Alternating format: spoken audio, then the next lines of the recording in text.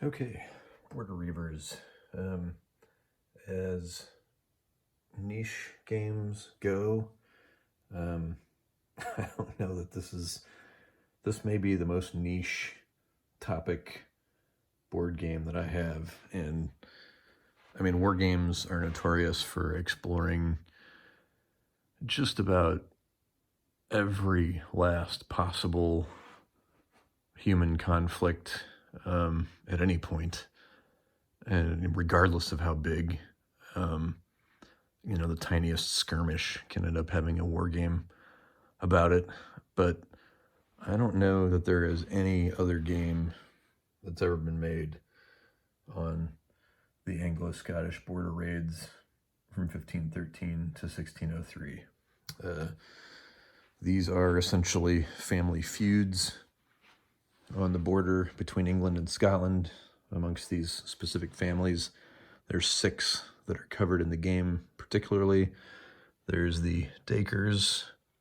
I think it's Dacre. There's a pronunciation key in one of the rule books here, the history book here, a handy pronunciation guide, and this is a good inclusion. Some of these are not entirely clear, but just by looking at them, like Carleverock, yeah, it is Dacre right there. Maxwell's, the Kerrs, the Humes, the Greys, and the Fenwicks. Actually, not Fenwicks, according to the pronunciation key. It is, in fact, Fenwick. So, there you go.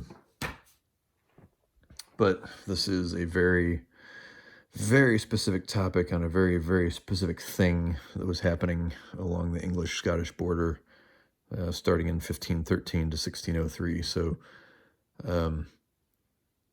the thing is that it was designed by Ed Beach, most famously known for 2 of the greatest sort of multiplayer historical epic board games, Here I Stand and Virgin Queen.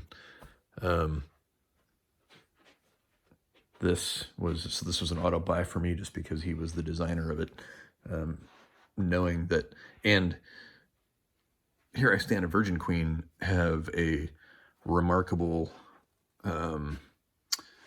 popularity amongst like mainstream board gamers. Now, you would think that a board game about the wars of religion, 1517 to 1555, and then another version of that in the Elizabethan era, 1559 to 1598, would be something that, your average board gamer that's played, other niche board games, more like Euros and Ameritrash type stuff. You'd think those types of gamers would run screaming from topics like that in a game with as many charts and tables and stuff as those games have. But surprisingly, on Board Game Geek, it's a pretty wide audience. Even my local game group, which is definitely more of a Euro and Ameritrash type of board gaming crowd, not hardcore war gamers at all, have played and really enjoyed both Here I Stand and Virgin Queen. So just interesting that Ed Beach has a way of making these fairly niche, or at least what would not be considered broad or mainstream topics in any way, makes them appealing to gamers. And I think he's done the same thing here with Border Reivers. He's turned a very, very specific topic that it would in no way, if you were to pitch it to somebody, have any level of broad appeal at all. He's turned it into a pretty entertaining game. I played the solo rules in the game. Fortunately, there's the historical booklet, but there's just a whole separate booklet for the solo rules versus the multiplayer rules, which I think is good. That's a good idea, and pretty helpful in terms of splitting the two things up. I think trying to lace the solo rules into the multiplayer rules into one book, or trying to, I don't know, just separate books is a good idea. Let's just leave it at that. But you can see there's a lot of, charts and things that are keeping track. For the solo game, you're only controlling one family. In this case, I controlled the Dakers. And there are play aids that help to manage the AI side of the game, since there's 3 other families controlled by the AI. You do not use the East Marches, the Scottish or the English East Marches at all in the solo game. So this part of the board is just completely out of play. So, for those asking how different would the solo game be from the multiplayer game, it's going to be a different map for starters, because there's only 4 families. There cannot be 6. Whereas in the multiplayer game, you could have 6 families, and so that's going to change the complexion of the game completely. You do still track your victory points. There are solo victory points. I was able to actually get it wasn't a decisive victory, but it was, I think, the highest level of victory at the solo level. I managed to get 212 points at the end. I'm not sure how I did that. I felt like I started very poorly in the first turn, and there's 3 turns in the game, but similar to the way Here I Stand a Virgin Queen, I think only have like 6 turns or something, and you think, well, that'd be pretty short. No, each turn is pretty long and involved, although not nearly as long and involved in this game as they are in things like Here I Stand or Virgin Queen. This is, I think, a lighter game than those 2 games for sure. There are a lot of steps and there's a lot of prep you need to do on the solo side of things in order to set the game up correctly, and to build decks appropriately with the appropriate cards in them. You'll have 3 decks, 1 for each turn, and they will have, the turns listed. There's a turn 1 and turn 2 cards as well. And the way the game works is you will draft cards then for each turn for your family, and then what happens, you'll draw 3 cards and pick 1 for your family, and then the other 2 will go onto this opposing player's draft sheet and just be kind of simplified into their basic functions as cards. Whereas when you choose your card, you'll get all of the special rules here, and what the opponents will get will be this stuff down at the bottom. So it's a pretty nice little system for solo play that gives the opposing player enough of an advantage. And like I said, I did manage to work a victory out of it, but again, I'm not entirely sure how. So I did things that I thought would be appropriate, things that the game seemed to focus on, or the rules that, things that should be focused on in terms of victory points, like number of sheep, keeping plenty of horses available. I think maximizing your number of horses whenever you can, and your number of horses is set by the number of sheep that you have on the board. So the 2 kind of go hand in hand there. Horses allow you to bring more dice to the attacks that you do, and the more dice that you bring, the more potential hits you can get on your opponent, whether that's through stealing sheep, whether it's through doing a battle, whether it's through a feud, or through a jailbreak. Then just, you want more dice. More dice is more hits is more victory points, and more horses is one way to get more dice. So that was just one of the calculations that I made, was to focus on horses. I also tried to focus on sheep where I could. But I felt like I was doing poorly at that, because there's not a good way to defend against the AI, even when you're placing defense tokens in your farm areas to protect against raids. If you have a warden there or something that gives you lots of defensive dice, you're never going to have more defensive dice or even close to the number of defensive dice that the AI attacker is going to bring. In this case, at the end of the game, the AI was bringing 8 dice per turn, before there were any modifiers. So the best that I could do generally in defense would be a token that would allow me to have the attacker dice, in which case, that would bring them down to 4 dice, and they might have another die or 2 based on modifiers. And the most that I would usually be able to bring would be like with my warden, I could defend raids with 4 dice, and that was generally about the best that I could do. I might also have occasional defensive modifiers, but there are not very many defensive modifiers in the game. Most of the modifiers are on the attacking side. So it was challenging to try and prevent the AI opponent from stealing my sheep. Fortunately, I had... it was likewise difficult for them to defend against me stealing their sheep. And in particular, I had a good Reiver who allowed me to unbassel, which here is flipping up all sheep in the target region before computing attack dice. That allowed me to unbassel sheep, because bassled sheep, and those would be the sheep that are turned on their sides there, those are sheep that are protected, so you subtract attacking dice for those sheep. They're protected by walls and so forth, so they're harder to raid. But this guy, I just kind of lucked out with him. Archie Fire the Braze. He allowed me to unbassel sheep, and so use my full dice complement, so I could bring lots of horses and have lots of dice and steal lots of sheep. I worked it out too, so you can, when you draft your cards, you have your Reiver. You will have allied grains, at least on turn 1, and then starting turn 2, you can add either another office or another allied grain. Then you have an office, and you have your warden, and then there's cards you can hold, which are for combat and so forth. On the first turn of the game, I picked up the Keeper of Tyndale, which doesn't allow you to do anything on the first turn, and it's expensive. It costs you 4 cattle to pick it up.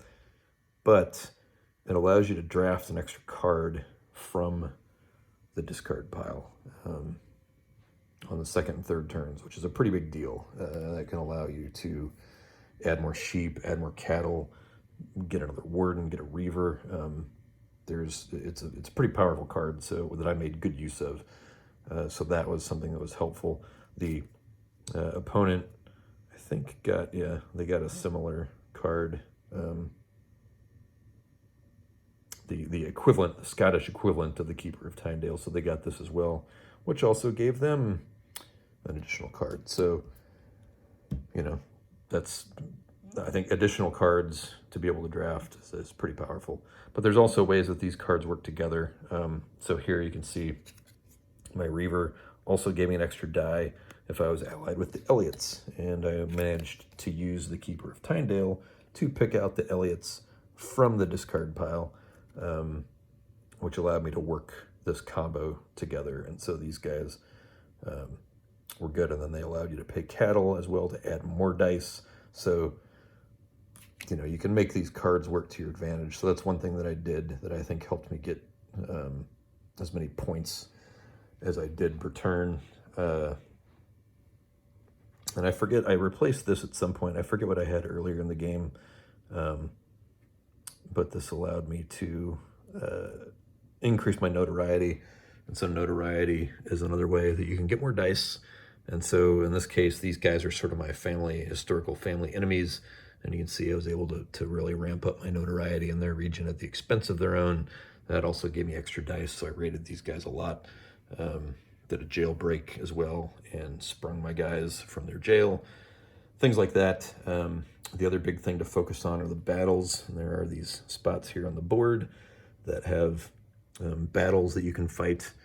And these come out every turn when you draw events. Let's see here.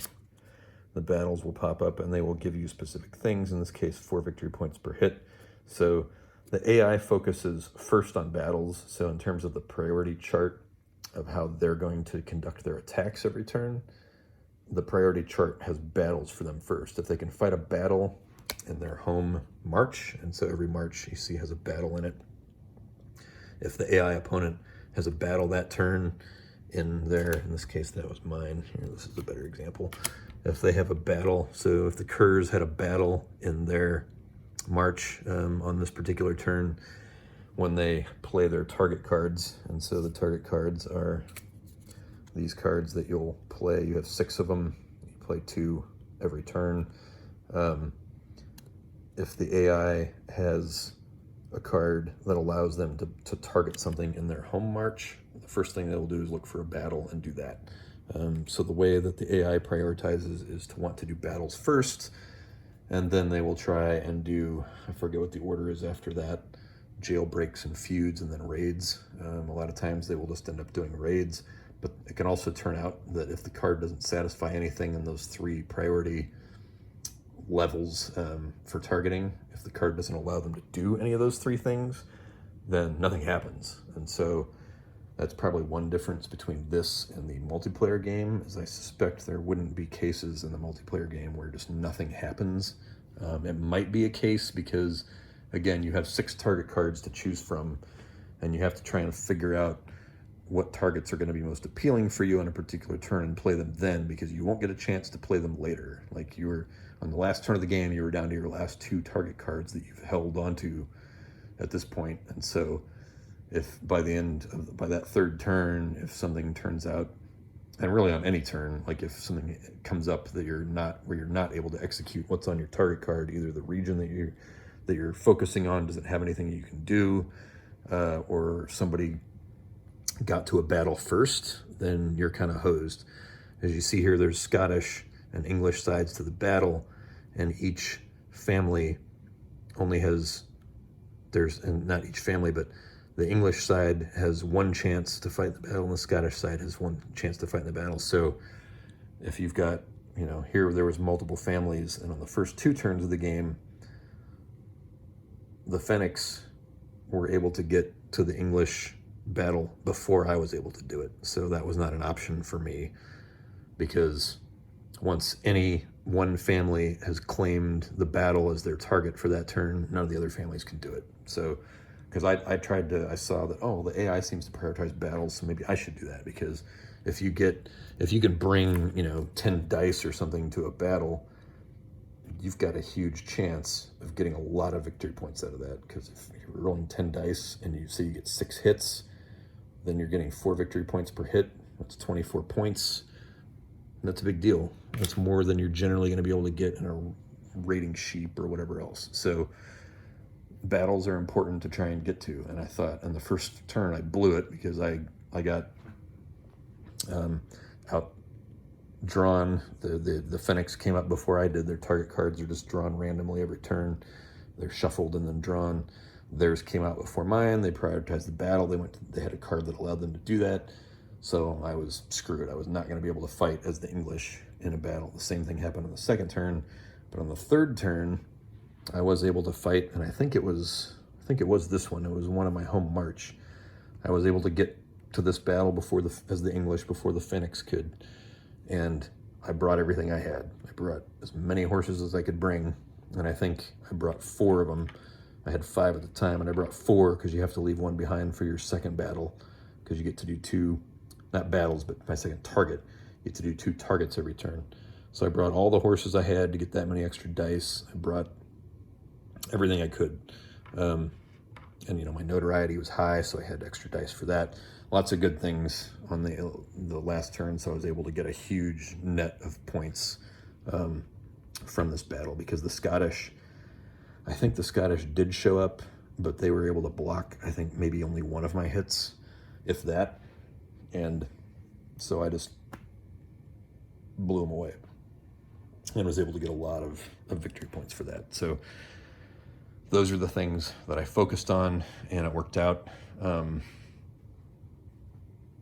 So again, I wasn't doing anything that I thought was particularly special, just kind of feeling my way through the game, and was able to pull out a victory on the victory points track. Does that mean the game is too easy?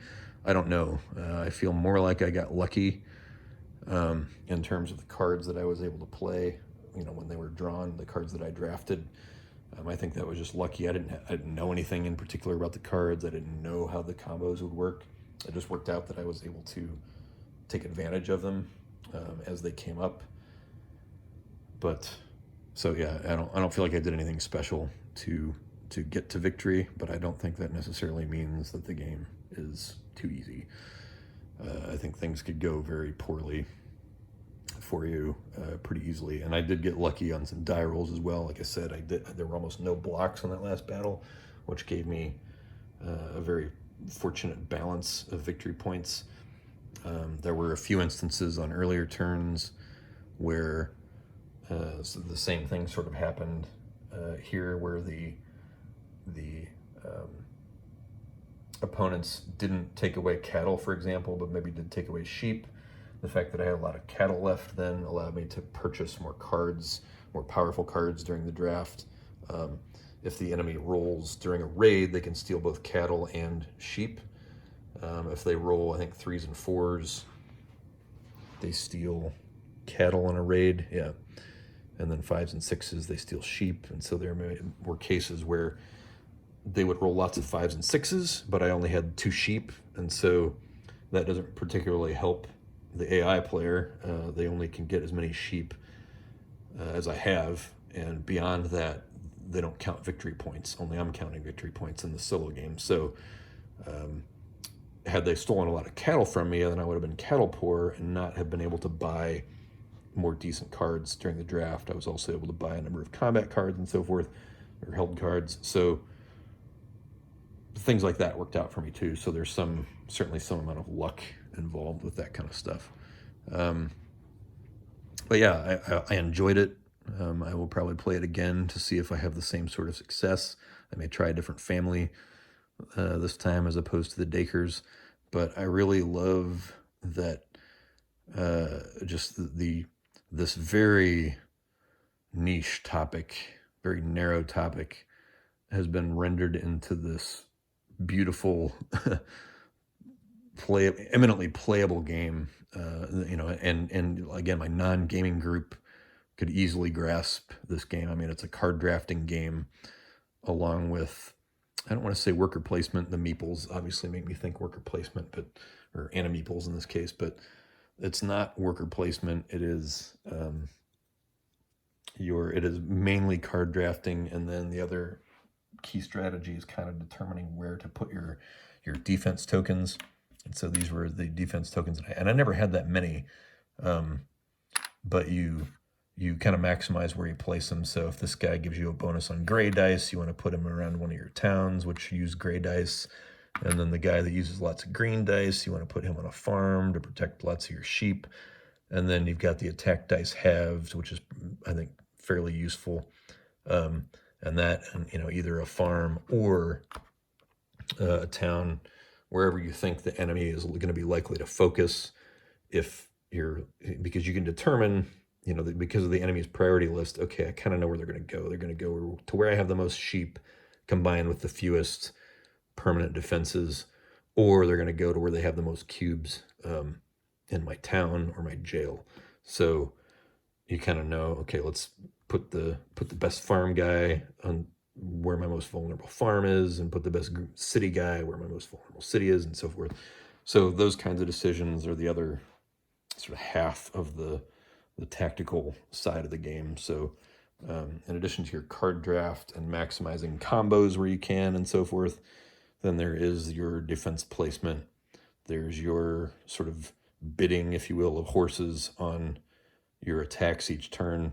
Do I want to bring all my horses on my first attack, or do I want to save most of them for my second attack, or do I want to keep them split up, whatever, things like that, because you can lose horses if you don't roll well, or if the enemy rolls well on your attacks. So there's lots of things lots of strategic and tactical choices to make in the game that are all balanced, and none of them are too complex. So none of them would be beyond your average gaming group. The question is, whether you can talk them into, hey, I've got a really fun playable game on Scottish and English cattle raiding and sheep raiding across the border in the 16th century. And if your gaming group's says, oh, that sounds awesome, then they're not any gaming group I've met before. So at least not any mainstream gaming group. There's my wargaming group that would be incredible. Yes, let's play it. because maybe like me in my case, because it's so narrow and niche of a historical topic that I just want to learn more about it. And that was, I think, part of why the game is good too, because this was something that Ed Beach, I think, discovered on a trip to Scotland, just randomly, just a book that he picked up in a bookstore when he was, sightseeing in Scotland, and was like, "Holy crap, this is fascinating!" And so he made a game of it. And like with the case of wargaming, a lot of times those sorts of passion projects about a very specific topic can create really memorable games. Other times they can lead to obsessive flights of fancy that turn into disasters. But in Ed Beach's case, he's a good enough game designer that he can take a topic like this and make a really, really great game out of it. So I recommend everybody give this one a try. I think it'll probably be, just because of the subject, probably an overlooked gem from GMT.